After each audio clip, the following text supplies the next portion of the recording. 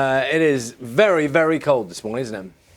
Oh, it is absolutely bitter out there. Good morning to you, Charlie Nagger. Hello there. Good morning at home. We've obviously got all the weather warnings for snow and ice, but with the added complication of some freezing fog as well this morning. And indeed, that will be a problem in the next couple of nights and indeed days. At this time of year, there's little strength in the sunshine to clear that fog away.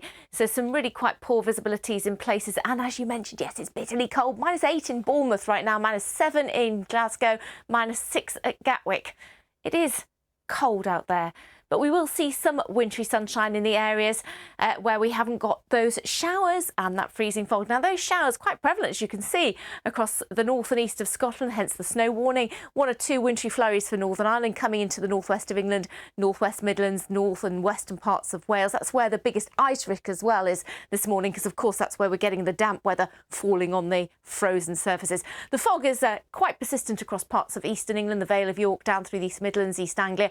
It will slowly lift and break up, but in some areas it'll stay all day. Watch that little area of snow as well slip its way south towards the central belt as we go into the afternoon as well. Now, temperatures where we've got the snow obviously not getting above freezing, but really struggling because of the fog in the eastern areas. We might get 6 or 7 potentially across the Isles of Scilly, but it's cold for most. 1 or 2 showers near the south coast as well. Now, through the evening and overnight, that little band of snow creeps a bit further south into the southern upland, northeastern parts again of England.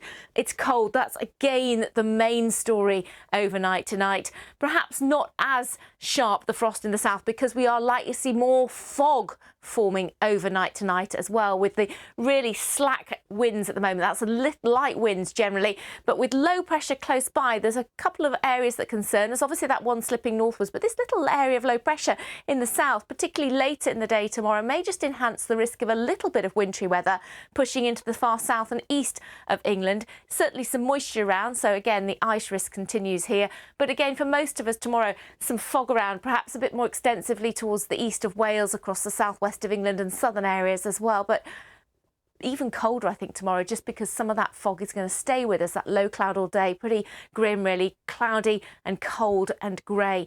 Now, as I say, through tomorrow night, there's just that concern as well that we'll start to see a little bit of wintry weather pushing into Kent, past Essex as well. So there's some uncertainty over that. So please do stay tuned to the forecast. But again, with the widespread frost overnight tomorrow night, once again, the ice becomes a risk. And where we've got the freezing fog, of course, that will, of course, cause some problems with freezing fog as well. The conditions pretty treacherous. So you can keep up to date on the website, of course, with all the warnings, and indeed on our app if you want some more detail in your area as to what the temperatures are going to be like and what it feels like. That's where to go. Back to you, Nagra and Charlie. I actually don't want to use the app, Helen. I know this is very probably off message. I just don't want to know how cold it is anymore. I'm sick of it.